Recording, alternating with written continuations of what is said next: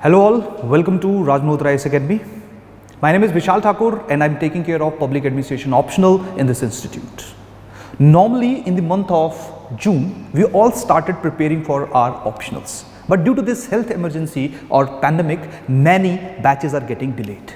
But we at Raj Malhotra IAS Academy, in order to benefit the students, starting our optional batches from 8th June 2020, so that those students especially who are appearing in next year can reap the benefits. In today's lecture, we are going to discuss the importance of public administration, why we should take public administration as an option. अगर मैं बात करूं इस specific time पे there are many students who already decided their options, whether it is sociology, political science, geography or history.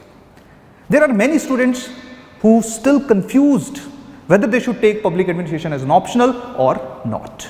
And even there are some students who do not have any idea about the optionals, how to choose an optional. So in today's lecture, we are going to benefit especially those students who are confused regarding the public administration or who do not have any idea about the optionals. And those students who already decided their optionals other than public administration, I simply wish them best of luck for their future. And just remember one thing, whatever optional you choose, you have to completely commit yourself or you have to completely back your optional so that you can score good marks in your mains. तो चलिए सबसे पहले आज हम discuss करेंगे what is public administration as an option. We are not going to discuss regarding the concept of public administration. We are not going to discuss about the evolution of public administration. अगर आपको lectures देखने हैं public administration optional के तो हमारे description के अंदर जो links हैं वहाँ पे आप click कर सकते हो और हमारे पहले 3-4 lectures के जो वीडियो लेक्चर्स हैं वो ऑलरेडी वहाँ पे अवेलेबल हैं. अब वहाँ पे पब्लिक एडमिनिस्ट्रेशन कंसेप्ट क्या है, क्या कैसे पब्लिक एडमिनिस्ट्रेशन इवॉल्व हुआ, फादर ऑफ पब्लिक एडमिनिस्ट्रेशन के बारे में उन लेक्चर्स में इंफॉर्मेशन ग्रहण कर सकते हो. आज के लेक्चर में हमारा मेन उद्देश्य रहेगा why we should take public administration as an option. Clear? Normally while we decide for any optional there are multiple aspects we have to consider. For example, first and foremost, the most important thing is guidance. Clear? Second is syllabus. Third is overlapping with journal study or essay. Clear? Fourth is information regarding या help in services.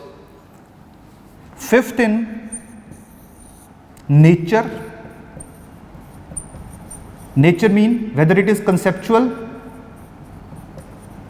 or it is completely factual where you have to cram multiple things.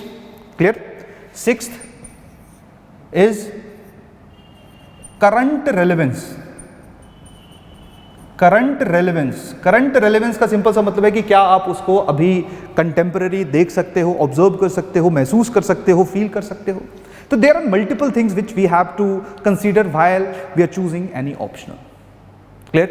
So why we should choose public administration as an optional, तो आज के lecture में हम लोग यही discuss करेंगे. सबसे पहले पब्लिक एडमिनिस्ट्रेशन को अगर मैं इंट्रोड्यूस करूं तो पब्लिक एडमिनिस्ट्रेशन जैसे कि नॉर्मली आपका हर एक ऑप्शनल डिवाइडेड है. पब्लिक एडमिनिस्ट्रेशन भी आपका 2 पेपर्स के अंदर डिवाइडेड है.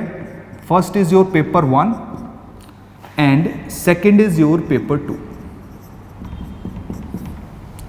Paper 1 is normally a conceptual portion जहां पे we discuss about the concepts of public administration, how public administration evolved, what is the meaning of administration, what is the meaning of organization, what is bureaucracy, what is the meaning of plans. Clear? or how plans and policies are formulated, how financial management has been done in administration. Clear? How one administration is different from other administration. For example, if we talk about the administration of India, then it is completely or it is different from the administration of USA or from France or from Japan.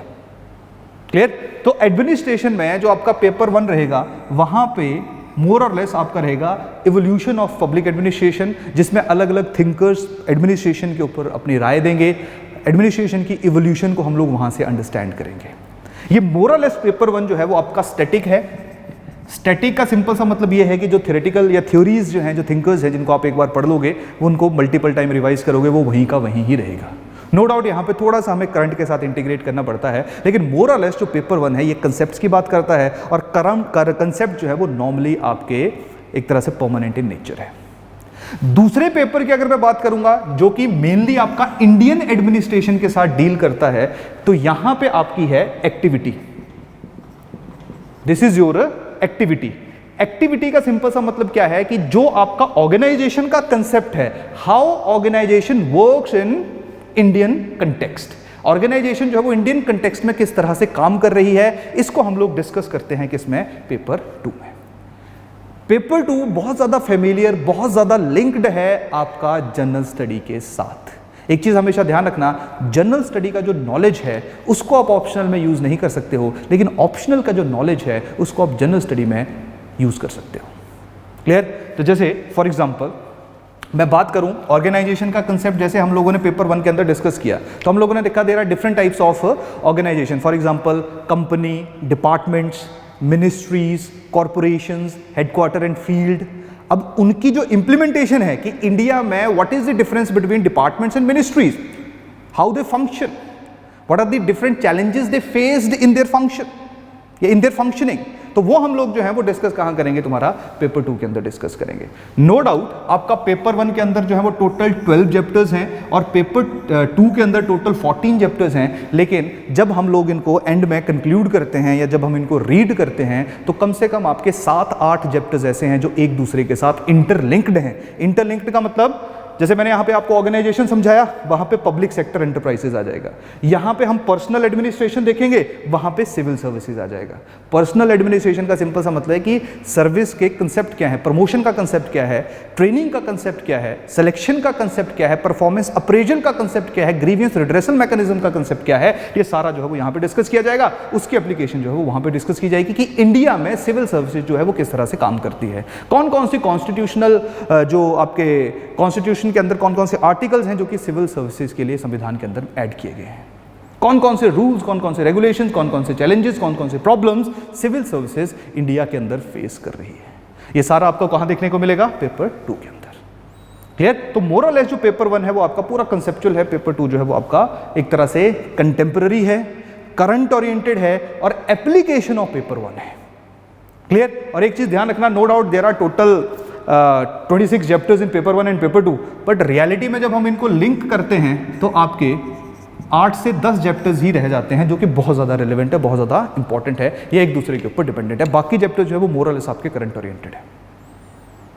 Clear? तो public administration की सबसे बड़ी खासियत क्या है? सबसे बड़ी खासियत इसकी ये है कि जो आपका सिलेबस है पब्लिक एडमिनिस्ट्रेशन का, ये बहुत ही ज़्यादा कंसाइज है।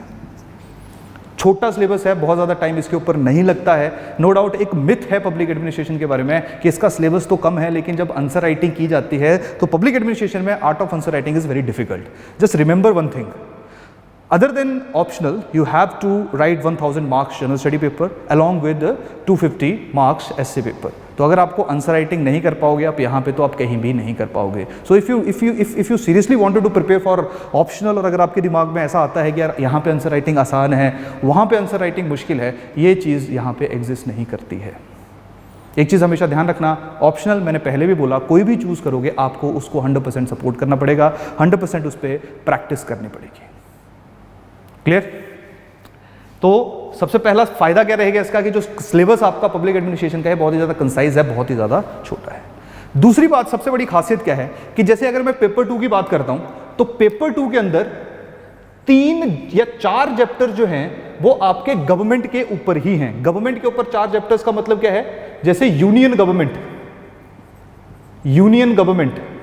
State government, district administration, local administration जिसमें आपकी पंचायती राज इंस्टीट्यूशंस और आपके अर्बन लोकल बॉडीज आ जाती है, म्यूनिसिपैलिटीज आ जाती हैं। तो मोर और लेस 4 और 5 चैप्टर्स पेपर 2 के अंदर वो हैं जो कि नॉर्मली आप लोग जो हैं प्राइम मिनिस्टर, प्रेसिडेंट, इनके बारे में जो है आप जीएस के अंदर, पॉलिटी के अंदर भी स्टडी करते हो।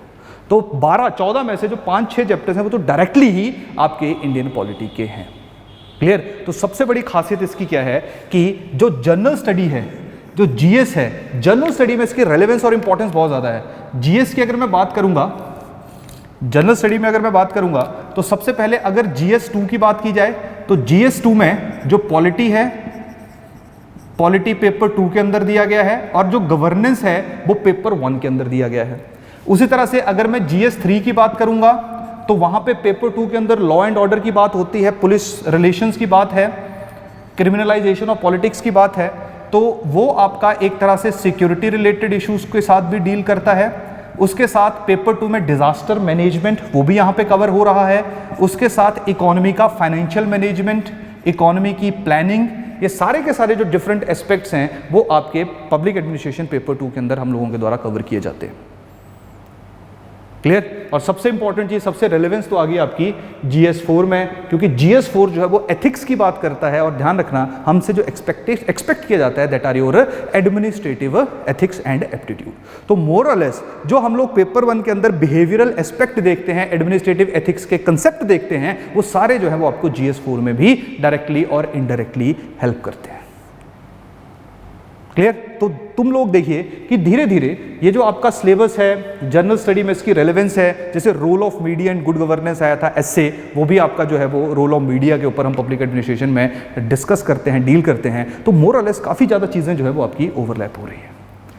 तीसरी चीज़ या सबसे इंपॉर्टेंट चीज़ है that is your availability of guidance. देखिए, right from 1990s when public administration was firstly introduced as an optional, उसके बाद आप लोग देखना कि बहुत ज़्यादा स्टूडेंट्स, बहुत ज़्यादा सिलेक्शन जो थी वो आपकी पब्लिक एडमिनिस्ट्रेशन ऑप्शनल के अंदर थी।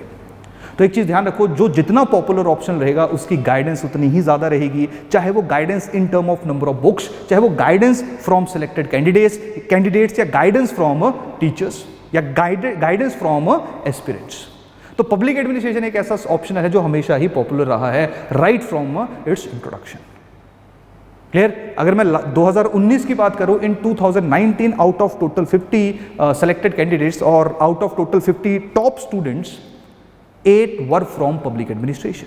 तो इसका मतलब ये है कि गाइडेंस अगर तुम अभी भी इंटरनेट के ऊपर सर्च मारोगे, यूट्यूब के ऊपर सर्च मारोगे, वो ही तुम्हें थोड़ा सा गाइड कर देगी कि किस तरह से उनकी प्रिपरेशन रही। एक चीज़ ध्यान रखना, प्रिपरेशन स्ट्रैटेजी मोर और लेस सब लोगों की सेम रहती है। जो सबसे प्रॉब्लम रहती है वो है रिवीजन, अप्रोच और आंसर राइटिंग। ये 3 चीज़ें जो करेगा वो अच्छे मार्क्स जो हैं वो पब्लिक एडमिनिस्ट्रेशन में स्कोर कर सकता है। और पहले 300 मार्क्स स्कोर करना थोड़ा मुश्किल रहता था, अब उन्हीं 8 जो मैं आपको बता रहा हूँ, मैक्सिमम स्टूडेंट जो कि टॉप 50 या सेलेक्टेड थे, उनके 300 प्लस मार्क्स थे। तो आप लोगों का भी टारगेट जो है वो किसी भी ऑप्शनल में जो है 300 प्लस रहना चाहिए। और अगर वो लोग 300 प्लस मार्क्स ले सकते हैं तो आप लोग भी 300 से ज़्यादा नंबर ले सकते हैं। इवन कि अब तो 32, 33, 34 ये मार्क्स भी स्टूडेंट्स के द्वारा जो है वो अचीव किए जा रहे हैं। क्लियर? तो सबसे बड़ा बात है, there is plenty of availability of guidance, syllabus is concise and precise, helpful in general study. Services में what is civil services, post concepts of your recruitment, training, promotion, grievance redressal, relations, ये सारे का civil services, activism, neutrality, ये सारे का सारा जो है वो सर्विस रिलेटेड चीज़ें भी यहाँ पे डिस्कस की जाती हैं, प्लान्स, प्रायोरिटीज़। उसके बाद अगर नेचर की बात की जाए तो जैसे मैंने आपको बताया, पूरे का पूरा जो पेपर 1 है वो क्या है आपका, कंसेप्चुअल है। तो कंसेप्चुअल अगर एग्जाम हो तो इसकी एक खासियत रहती है कि अगर आपने एक बार चीज़ों को अंडरस्टैंड कर लिया, समझ लिया, उसके डायमेंशंस को जो है वो ऑब्जर्व कर लिया, तो आपको बहुत ज़्यादा परेशानियों का सामना नहीं करना पड़ता है। यहाँ पे बहुत ज़्यादा क्रैम करने की, बहुत ज़्यादा रट्टा मारने की आवश्यकता नहीं है। क्लियर? और ध्यान रखना एक चीज़, अगर आप सिविल सर्वेंट हो तो आपको रिपोर्ट्स का डाटा, फैक्ट्स मेमोराइज करने पड़ेंगे ताकि आप अपने आर्गूमेंट को बैक कर सकें। तो ये कभी भी किसी भी तरह का एक्सक्यूज़ नहीं रहता है कि फैक्ट्स जो हैं उनको हम लोग सिविल सर्विसेज में यूज़ नहीं करेंगे। तो फैक्ट्स की रिलेवेंस है, लेकिन हाँ सबसे ज़्यादा जो इंपॉर्टेंस है इन पब्लिक एडमिनिस्ट्रेशन ऑप्शनल वो क्या है, इसका कंसेप्ट। लास्ट आपका आ जाएगा that is your current affair relevance. जैसे मैं आप लोगों के साथ डिस्कस करता हूँ, यूपीएससी जीएसटी के ऊपर सवाल पूछा जा चुका है यूपीएससी के द्वारा। तो जीएस में जब सवाल पूछा गया ऑन जीएसटी तो उसका सिंपल सा मतलब था वो आपका फाइनेंशियल मैनेजमेंट के साथ लिंक्ड था। नॉन परफॉर्मिंग एसेट्स जो कि स्पेसिफिक टाइम पे हम एक बहुत बड़ी प्रॉब्लम जो है वो फेस कर रहे हैं उसके ऊपर सवाल पूछा जा चुका है। National commission for backward classes जो कि अभी कॉन्स्टिट्यूशन में अमेंडमेंट हुई है उसके ऊपर सवाल पूछा जा चुका है। अभी अगर रिसेंटली उड़ीसा में जो उम्फान आपका साइक्लोन आया है उसके ऊपर भी डिजास्टर मैनेजमेंट के अंदर जो है वो आपसे सवाल पूछा जा सकता है। तो जो एडमिनिस्ट्रेशन है उसकी कंटेम्प्रेरी रिलेवेंस बहुत ज़्यादा है। और इवन सबसे बड़ी बात यह है कि जब भी हम एडमिनिस्ट्रेटिव थिंकर्स की बात करते हैं, मैक्स वेबर की बात करते हैं, टेलर की बात करते हैं, हेनरी फ्योल की बात करते हैं, एल्टन मेयो की बात करते हैं, चेस्टर बर्नार्ड की बात करते हैं, एग्रिस्ट की बात करते हैं, क्लियर, या मैकग्रेगर की बात करते हैं, तो कहीं ना कहीं उनकी जो एप्लीकेशन है, उनकी जो थ्योरीज हैं, क्योंकि एडमिनिस्ट्रेशन एक ऐसी चीज़ है जो हमेशा फंक्शन करता रहेगा। इस स्पेसिफिक टाइम पे हम बेटी बचाओ बेटी पढ़ाओ देख रहे हैं, इस स्पेसिफिक टाइम पे गवर्नमेंट के द्वारा लॉन्च की हुई अलग अलग स्कीम्स देख रहे हैं, तो कहीं ना कहीं उन स्कीम्स को या जो एप्लीकेशन हो रहा है उसको या उन थ्योरीज की एप्लीकेशन जो है वो हम अपने आसपास देख सकते हैं। तो एडमिनिस्ट्रेशन एक ऐसी चीज़ है जिससे हम लोग हर रोज रूबरू हो रहे हैं। तो एडमिनिस्ट्रेशन जो है वो करंटली बहुत ज़्यादा रेलेवेंट है और अगर आप ढंग से कंसेप्ट समझ सकते हो तो पब्लिक एडमिनिस्ट्रेशन को अंडरस्टैंड करना आप लोगों के लिए कंपैरेटिवली आसान रहेगा। इसके साथ 2 या 3 बुक्स जो हैं वो आपके लिए रिकमेंडेड हैं। बाकी जो डिटेल्ड बुक्स कौन कौन सी पढ़नी है वो आपको डिस्क्रिप्शन के अंदर एक वीडियो देखने को मिलेगा, वहाँ पे डिटेल्ड बताया गया है कि कौन कौन से चैप्टर के लिए कौन कौन सी किताब करनी है। यहाँ पे इग्नू के नोट्स सबसे ज़्यादा इंपॉर्टेंट है। एक आप लोग इग्नू के नोट्स रीड करोगे, इसके साथ कोई भी न्यूज़पेपर पढ़ोगे, साथ में राधा विनोद अरिबम की 2 बुक्स आती हैं पेपर 1 एंड पेपर 2 के लिए, उनको स्टडी करोगे। बाकी जितने भी आपके रिकमेंडेड पब्लिक एडमिनिस्ट्रेशन के टेक्स्ट हैं वो सारे के सारे हमारे क्लास नोट्स के अंदर इंटीग्रेटेड होंगे, क्लियर। और इवन के जो लोग अभी सेल्फ स्टडी भी करना चाह रहे हैं वो भी पहले इग्नू के नोट्स और अरिबम की बुक्स को पढ़ के इंटीग्रेट करके आंसर राइटिंग करना शुरू कर दो, क्लियर। तो ये था थोड़ा सा पब्लिक एडमिनिस्ट्रेशन ऑप्शनल के बारे में, क्योंकि काफ़ी स्टूडेंट्स कॉल करके हम लोगों से पूछ रहे हैं कि पब्लिक एडमिनिस्ट्रेशन कैसे हेल्प करेगा या क्यों पब्लिक एडमिनिस्ट्रेशन हम लोगों को लेना चाहिए एज एन ऑप्शनल। इसके साथ मैं आपको कोर्स के बारे में अनाउंस कर देता हूं। इसके साथ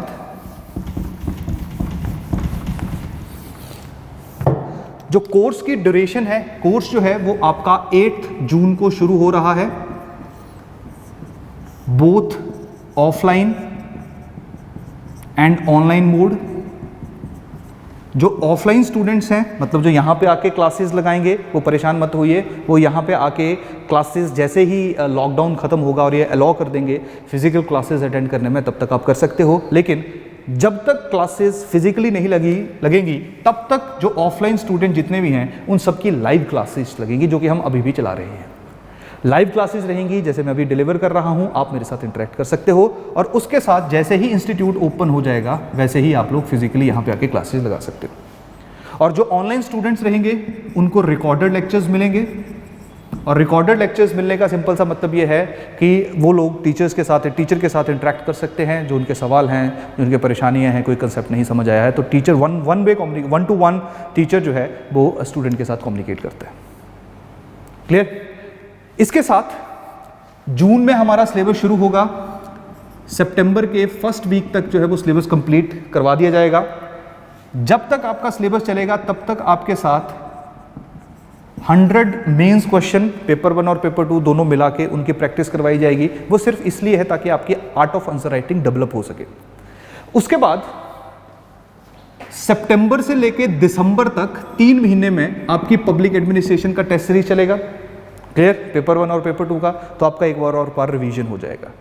जनवरी एंड फरवरी तक एक बार आप सेल्फ रिवीजन करोगे, उसके बाद 3 बार आपका पब्लिक एडमिनिस्ट्रेशन रिवीजन हो गया। उसके बाद आप प्री पे फोकस करोगे। जैसे ही प्रीलिम्स खत्म होगा उसके बाद